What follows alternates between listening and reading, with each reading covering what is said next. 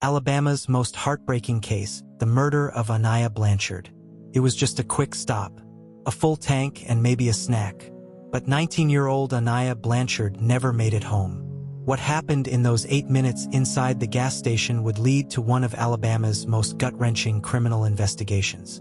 Before we dive in, kindly hit the subscribe button and let us know where you are watching from in the comment. On the evening of October 23, 2019, Aniah Blanchard sent her last message. A text to her roommate saying she was on her way back to their apartment in Auburn, Alabama.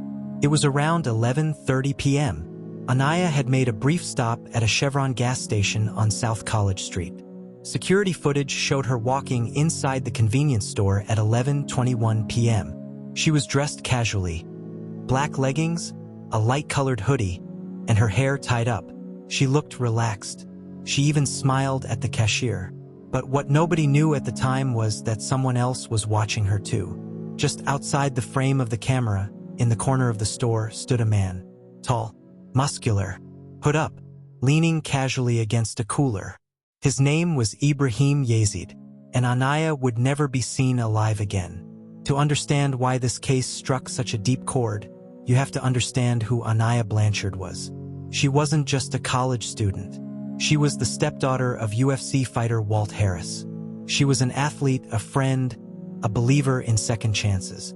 Everyone who knew her described her as someone who lit up the room. She was also incredibly aware, cautious, not someone who took risks. So when she didn't come home that night, her roommate immediately sensed something was wrong. The following morning, calls to Aniah's phone went straight to voicemail. Her location wasn't updating.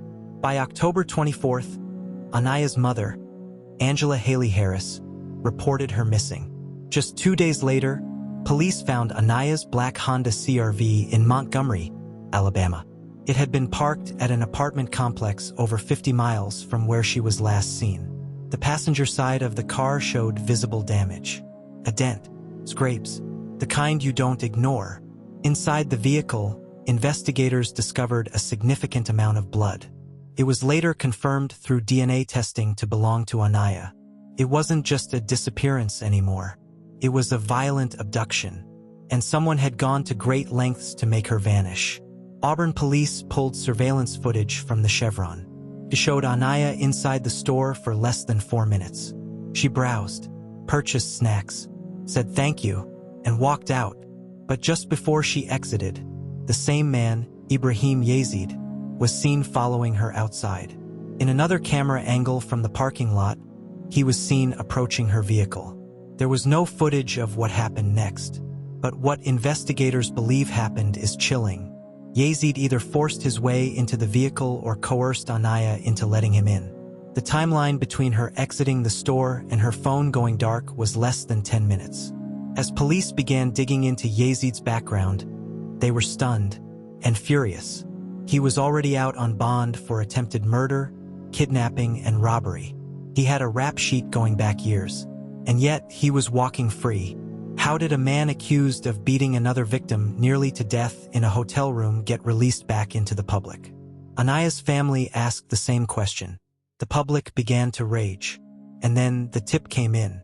On October 30th, a witness contacted the Auburn Police Department. He claimed to have seen Yazid forcing a woman matching Aniah's description into a vehicle against her will. The sighting was in Montgomery, near where her car was found. It was the break the case needed. Yazid became the prime suspect, but by then he was already gone. A statewide manhunt began.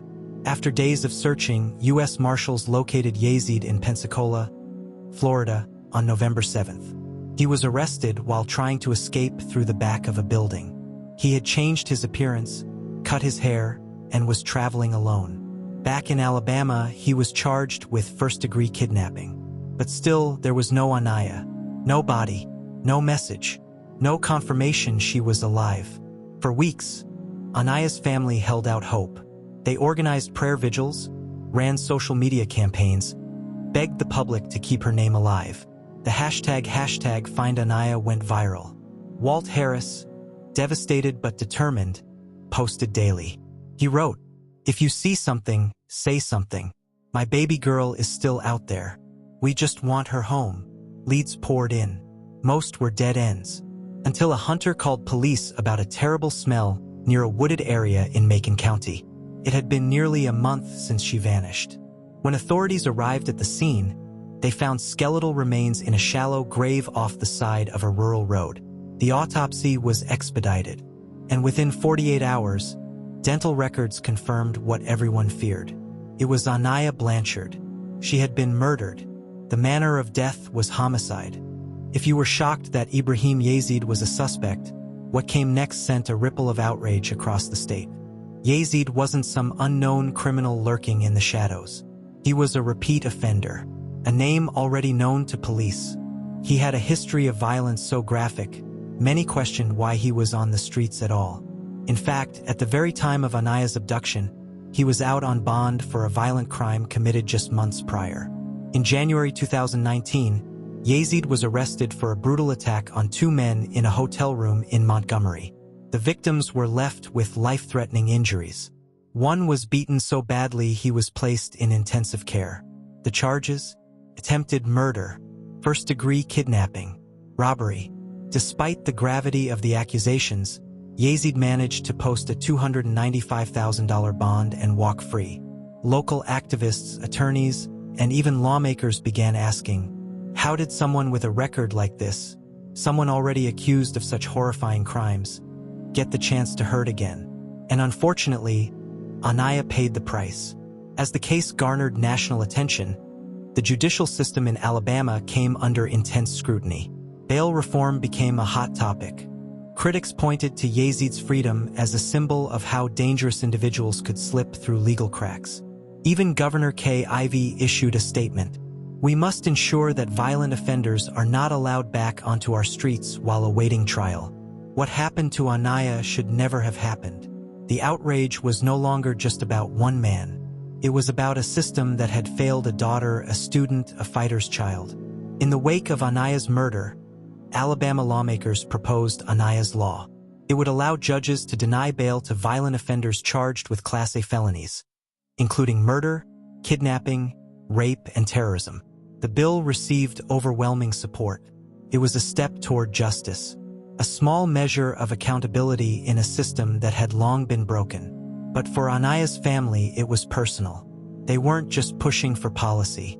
They were fighting so that no other family would endure what they had. As Yazid sat behind bars awaiting trial, details of the case grew darker. New surveillance footage surfaced. A trail of evidence was forming. Witnesses who had once stayed silent began to talk. But one thing remained unclear. What exactly happened between the moment Aniah left that gas station and the moment she was buried in the woods? For more chilling true crime stories, don't forget to like, comment, and subscribe to the channel. The gas station footage gave investigators their last confirmed sighting of Aniah Blanchard. Everything that followed, from the moment she exited that store to the discovery of her remains, was a blur of terrifying unknowns. But slowly, the timeline began to take shape. Aniah left the Chevron in Auburn at 11:25 p.m. Her phone pinged off several towers heading southwest toward Montgomery, a route she would not have taken willingly. Investigators believe Ibrahim Yazid either forced her at gunpoint or coerced her to drive while he hid in the back seat. At 12:14 a.m., her phone went dark. No more texts, no location data, just silence. That moment became the pivot point. Something had happened, something violent. Inside Anayah's recovered vehicle, forensic technicians found a significant pool of blood in the passenger area. It wasn't just a smear or a trace. It was enough to suggest that a severe injury had occurred inside the car. Analysis showed that the pattern of blood splatter indicated blunt force trauma. But what truly haunted the forensic team was the second profile found. Traces of DNA not belonging to Aniah were recovered under the seat and on the steering wheel. It was Ibrahim Yazid's. One witness told investigators they saw a man matching Yazid's description dragging a woman from a vehicle outside a Montgomery apartment complex just before 1 a.m. Another claimed to have heard a woman screaming inside an abandoned building around the same area shortly after midnight. None of them called the police at the time. By the time authorities tracked those reports, it was weeks later. Using Aniah's vehicle GPS logs, investigators were able to trace the car's movement from Auburn to Montgomery, then back east toward Macon County. An unusual loop. They suspect Yazid drove the car himself after injuring Aniah. At 2:37 a.m., her vehicle came to a stop near the area where her remains would later be found. The location? A dirt road, off the beaten path, surrounded by thick forest. No streetlights, no houses, just darkness and trees. The grave was no more than 2 feet deep. It was hastily dug. Investigators noted signs that animals had partially disturbed the site, which led to the discovery. Items found nearby included torn clothing, a broken bracelet, and a single athletic shoe, matching the kind Aniah was seen wearing on surveillance. The coroner determined the cause of death to be homicide by trauma, but the exact injuries, too degraded to confirm. What Yazid did in those hours may never be fully known. After his arrest, Yazid refused to speak to investigators. His lawyer filed motions to suppress statements and delay court proceedings. He offered no cooperation, no confession, no motive, but his phone records placed him at every major location tied to the case. The Chevron, the Montgomery apartment, the burial site in Macon County. The evidence was mounting. Still, the legal process was slow, and Aniah's family was left to agonize in silence. The media attention surrounding the case sparked massive public interest, but it also meant delays. The defense argued that Yazid couldn't get a fair trial due to the publicity. They requested venue changes, psychological evaluations, and more time to prepare. Court dates were pushed back again and again. Still, the community rallied. Billboards with Aniah's face lined highways. Fundraisers were held. Scholarships in her name were created. The Blanchard family refused to let her name be forgotten. Despite the overwhelming evidence, the case continued to drag on in the courts. Then, just as the public grew restless, an insider from jail came forward. An inmate claimed that Yazid had confessed to the murder behind bars. What he revealed about Aniah's final moments would shock even the most seasoned investigators. Jailhouse confessions can be unreliable. They're often dismissed as hearsay, desperate grabs for lighter sentences or simple fabrications from inmates craving attention. But in Aniah Blanchard's case, the man who stepped forward had nothing to gain. He wasn't seeking a deal. He wasn't trying to escape justice. In fact, he approached authorities voluntarily, and what he said chilled investigators to their core. The inmate, whose name remains sealed for safety reasons, had shared a cell block with Ibrahim Yazid in the weeks following his arrest. They weren't close. They didn't share meals or walk the yard together. But late one night, during a lockdown, Yazid started talking. According to the inmate, he spoke in fragments, boasting 1 minute, whispering the next. But the message was clear. He admitted to killing Aniah, and the details he gave had not been made public. According to the inmate, Yazid said that he hadn't planned to kill her at first. He saw her in the store. He followed her outside. He intended to rob her, maybe intimidate her into giving up her phone, her wallet, her car. But something went wrong. She fought back. He said she was loud, that she refused to comply, that she tried to grab her phone and dial for help. That's when it turned violent. Yazid told the inmate he punched her, then used the butt of a handgun to strike her in the head. He said she went limp, then silence. Yazid claimed he didn't know what to do next. He panicked, he said. He drove around for hours with Aniah's unconscious, or possibly already deceased, body in the back seat. He tried to think of a place, somewhere remote, somewhere no one would find her. Eventually, he turned off onto a rural dirt road in Macon County. He dragged her out. He dug a shallow grave with his bare hands. And then he left. At first, investigators were skeptical. Inmates lie all the time. But as they reviewed the confession, a troubling pattern emerged.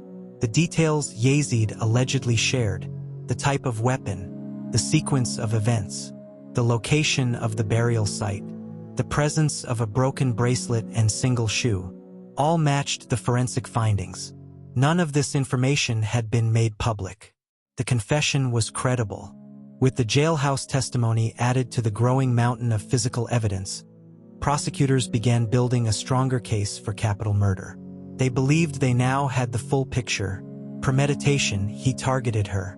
Aggravated assault, the use of a weapon. Kidnapping, forcibly taking her against her will.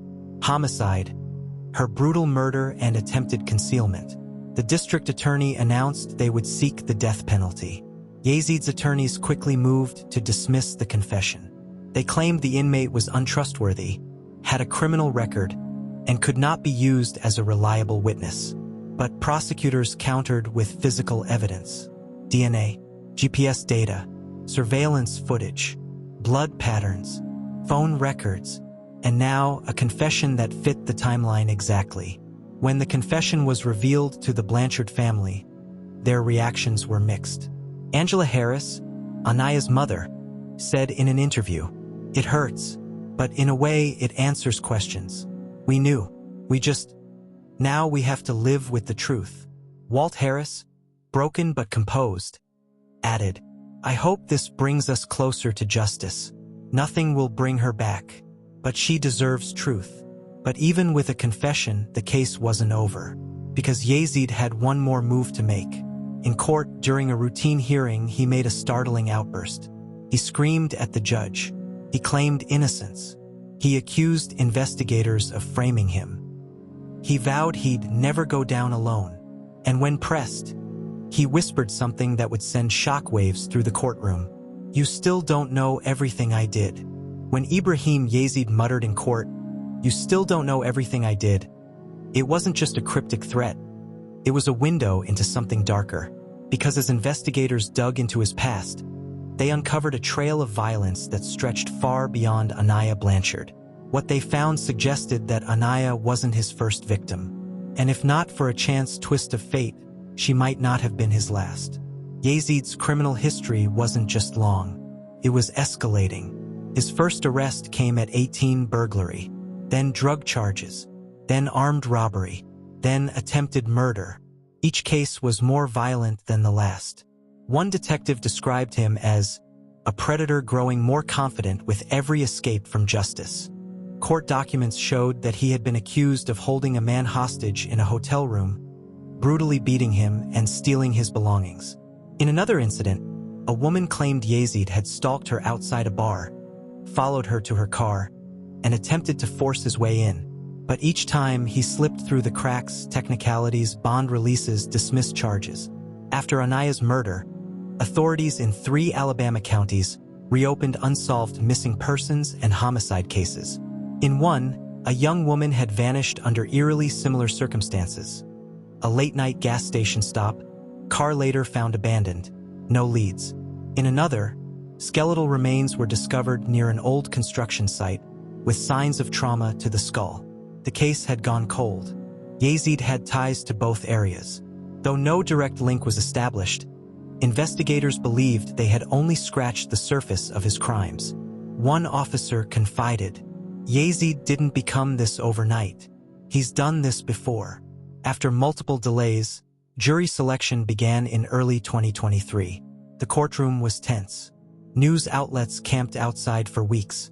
Inside, Aniah's family filled the front row, wearing pins with her photo. The prosecution laid out its case: the surveillance footage, the blood evidence, the GPS tracking, the jailhouse confession. It was airtight. Yazid's defense argued that the case was circumstantial, that the jailhouse confession was a lie, that Aniah could have known him, but their arguments fell flat. After just 6 hours of deliberation, the jury returned guilty on all counts: kidnapping, murder, abuse of a corpse. The judge's voice didn't tremble as he read the sentence. "Ibrahim Yazid, you are hereby sentenced to death by lethal injection." Gasps filled the courtroom. Aniah's mother clutched her chest. Walt Harris lowered his head. Justice at last. Aniah's law passed in Alabama shortly after the trial, enshrined in the state constitution in 2022. It allows judges to deny bail to violent offenders, something that might have saved her life. Her legacy now protects others. The Blanchard family established the Aniah Foundation, focusing on women's safety, education, and bail reform. Aniah's name lives on. Aniah Blanchard wasn't just a victim. She was a daughter, a sister, a student, a fighter's child, a fighter herself. Her life mattered, and while her story is heartbreaking, it lit a fire across Alabama and the country, a fire that demands accountability, safety, and justice for those still at risk. In the words of her mother, Aniah was light, and even in darkness, her light helped us find the truth. For more chilling true crime stories, don't forget to like, comment, and subscribe to the channel.